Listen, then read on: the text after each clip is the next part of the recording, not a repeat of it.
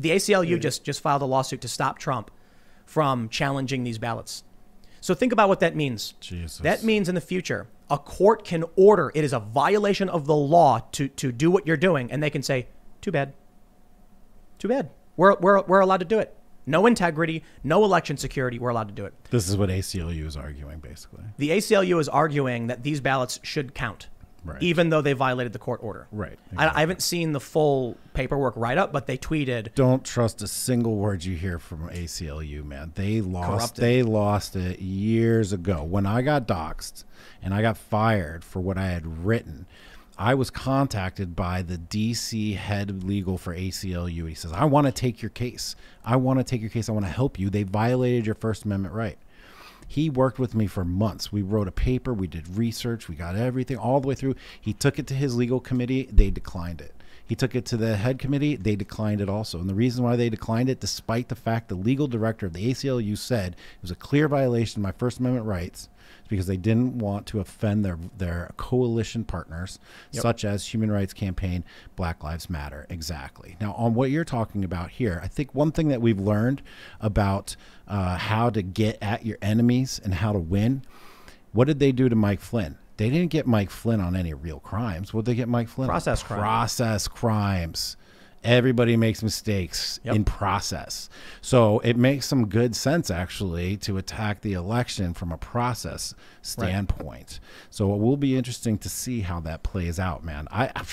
I'm not a lawyer. And the question that I want to have answered, especially after I talked to Matt Brainerd yesterday, is let's say that there are 5 people in every important district that come forth with a sworn affidavit saying their vote was, somehow invalidated or fraud, or there's something going on there. What then? How many instances do there have to be? And then what is the recourse? What if everybody says, okay, yeah, we swear that we saw this fraud happening. We saw this happening. What do? They do a revote? No, why not? They have to do it by December 11th, deadline. right? December 11th? Make an amendment. December 14th is the Electoral College vote. There you go. Boom. Yeah. So make an amendment when 2/3 of the states ratify it in 2 or 3 years. Right. The amendment process in this country, it took a really long time. I think it was the 17th Amendment. It was like 7 or 8 years before they actually fully implemented it, after it was already ratified by all these different states. So if the vote's fraudulent, or if we can't do a revote? No. It goes to the House. There's a process. Oh, they just decide. It's already been decided in advance. When you enter in the rules of the game say, in the event of this, House delegations vote. So there's a bunch of other really weird things about, like, it could potentially go to Kamala Harris. There's one provision, I haven't read enough about it, that if they can't determine, certify the president-elect, then they'll try to certify the vice president-elect or something. I don't know the full details on it, but yeah, maybe Kamala Harris. I don't know. Dude, okay. I tweeted out a couple years ago. I said very clearly, Kamala Harris will never be president. Kamala. I know. I knew you were going to stop me. Because you have to. It's what they said, right? Kamala Harris will never be president. And now that I've said it, it's out there. People screen cap it. Fine. I think about deleting that tweet all the time, and it's like it's good. It's going to go down. You gotta get it framed. It could go down as the worst take in my Just entire embrace life. it with everything. There's no avoiding it ever. Look, true and on a no. Shabbat of pressure. Please no. Exactly. Badakath care. Exactly. I can't. Exactly. Tim.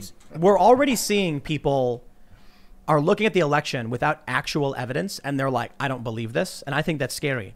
Seeing tweets from, like, Tariq Nasheed, you see what he's talking about? You know who he is, right? Yeah.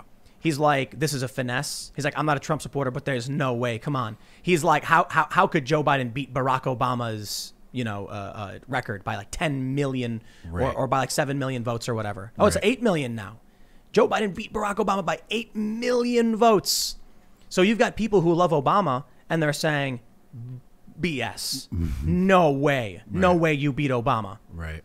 I'm not saying Joe Biden couldn't. People hate Trump. I think it makes sense, and I think right now, this is what Vox said.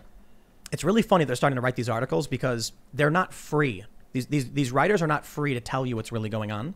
They're worried about offending their audience. They're worried about what their bosses will say. I got nothing to worry about. I'm worried about, if we swear too much, an unnecessary deranking of content. But I'll talk about all this stuff, even if it risks me getting banned or whatever. I don't have to go check with my boss. I can say straight up, There is a slim possibility that Donald Trump pulls this off based on the arguments we're hearing, the amount of states he'd have to flip.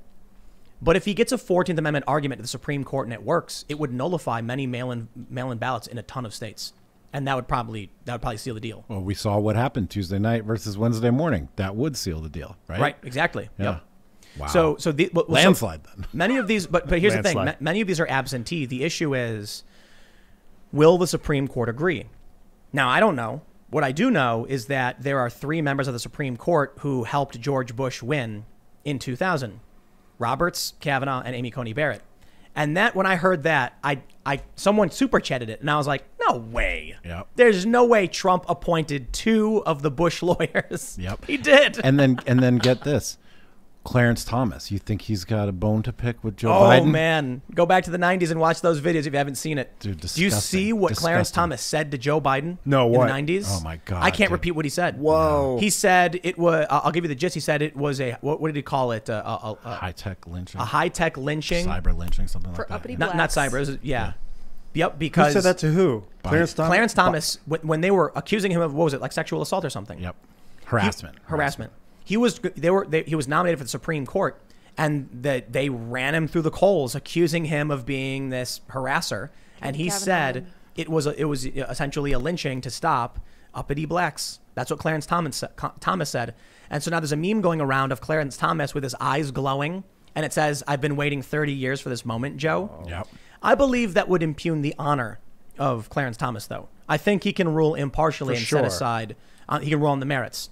What about Kavanaugh? You don't think he's got a bone to pick, dude? With guess who? Kamala Harris. She was one of the worst in those Yep. hearings. I watched every second. And he was on the verge of tears. I was crying in my house on my couch watching him. It was mostly when he started talking about how he couldn't coach his daughter's basketball team anymore because of all this nonsense. And I had recently just lost my little league with my son, so it really hit home for me. But I'll never forget that moment because that's when I really saw evil. Yeah. And I saw the language of radical feminism and intersectionality and critical race theory all coming out of the mouths of these senators at a hearing for a Supreme Court justice. And that was the moment that I knew that the culture war that I had been observing for 10 years was not just some crazy tinfoil thing. It had made it all the way into judiciary hearings, like confirmation of the Supreme Court justice.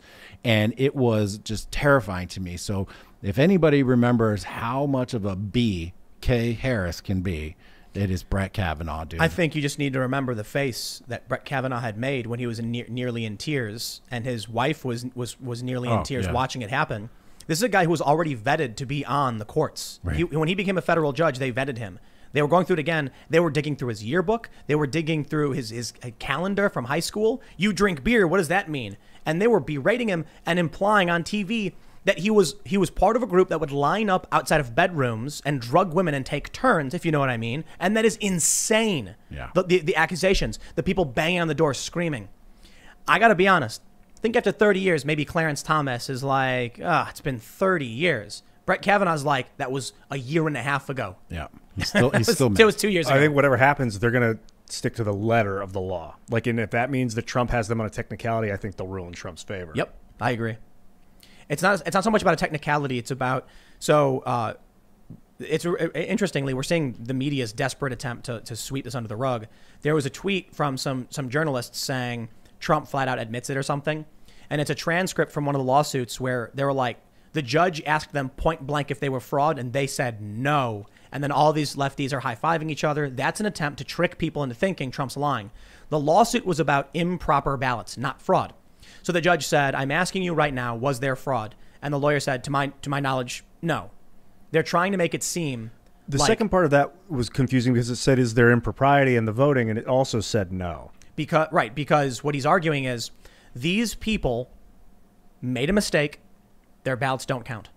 And so the point I'm bringing up is technicalities. It doesn't matter if it's a technicality. What matters is the argument from the lawyer was it's in the legal code.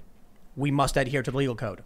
You're going to hear a different opinion from different people as to why it's in the legal code. So they were doesn't matter. It's in there for a reason. Is he arguing A? No. Is he arguing B? No. And then they stopped. But what he was arguing was C. was also a problem. No, that he was says this. arguing. He They says, just didn't even ask him about if that's what he was doing. You must have missed the page of the transcript. He says it. He says it's in the I code. did miss the page, yeah. He says it's in the code, and for whatever reason, we can speculate, it's in the code. He basically said, you can ask me why it's there. You can ask me why I think this violation warrants a disqualification, and it's irrelevant. The law says without this, disqualified, and he's correct. It's not up to us to determine the intent. It's like, here's the law. Here's what it says about the ballots and how they're supposed to be processed. If you don't do it, the ballot doesn't count. So as a ballot. fraud's a specific legal term. And Oh yeah, that's fraud is I guess, deception. yeah. We're talking about people who didn't Just put their to be clear. people who didn't put their addresses on the ballots. I see. So the ballots are trash. Okay. Yeah. That's what that particular. Okay, Case is so about. where I'm at is plug in a couple holes of the dam. I think that's what side I'm on in the metaphor. But I'm not going to stand there and get blasted by a rush of water. If it looks like it's not going to work, I'm not going to keep screaming to make sure Biden fails and that we got to go after hammer and screw. We got to find. I'm just going to say if it doesn't work, I'm bowing out and I'm focusing on the solution for the next election, which I think is online. There won't be a next blockchain election. voting. Oh, there will be another election. But listen, if they can legally violate if they can violate a court order and get away with it, you think someone's going to be able to win legitimately next time? Yeah. How? Well, They can- legitimate's a they can- loaded term right now. They violated a court Firstly, order. that is a big if. If they pull off some nonsense, that's a big problem. So right now, let's say that Trump goes to court and says they violated the court order and counted these ballots, and now because they've already been removed from the envelopes, we can't reverse the process and observe. So you think if the law is upheld right now, that Trump will win? I don't know. Like, are you saying that if from what you see you're of the saying that the situation, court order? Yeah, from what you If see, the court agrees with Trump. So here's the problem.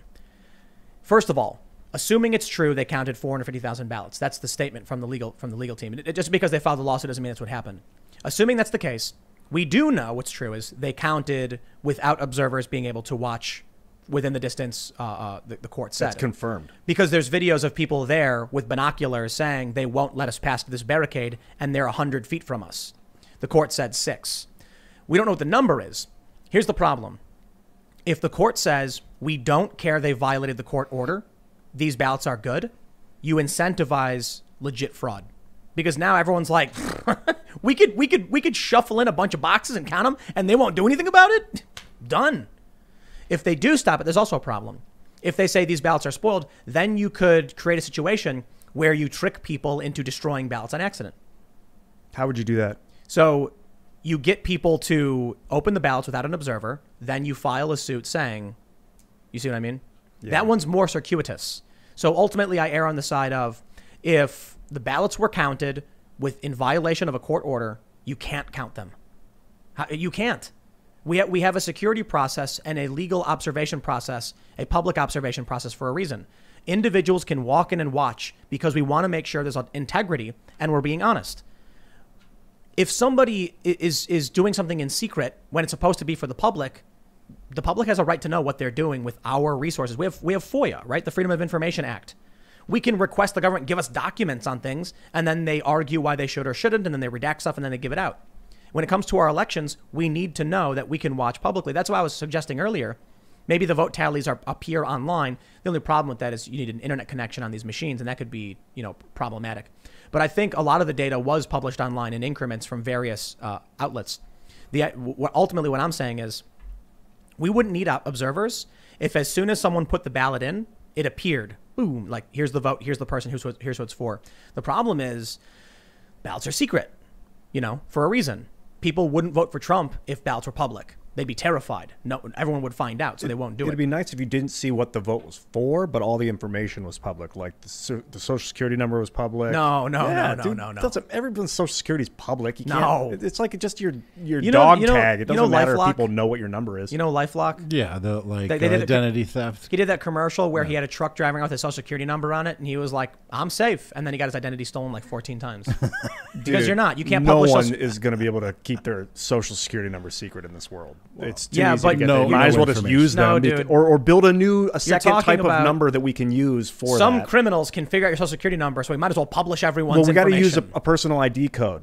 along with a barcode that shows who you voted for, and only you can scan that barcode. Or we just redact everything but who the vote was for. Ian actually makes a good point here in that all information will become known eventually. Like our network, the whole way that our society is going, all information is going to end up being public, right? You can't, rely on anonymity. You can't rely on things being said in secret.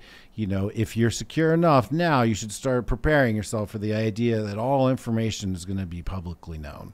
They may not be now, but it's coming. Use a password manager. Bitwarden is a good one. It's open source software, and it keeps your encrypted password. You need a master password to log into it. It's better than keeping your passwords on like your browser. Thanks for checking out this clip from the Timcast IRL podcast. We do the show live Monday through Friday at 8 p.m. So come back to check us out when we go live. Don't forget to subscribe, hit the like button, hit the notification bell, and we are also available on all podcast platforms for free if you want to listen to us there. Thanks for hanging out, and we will see you all next time.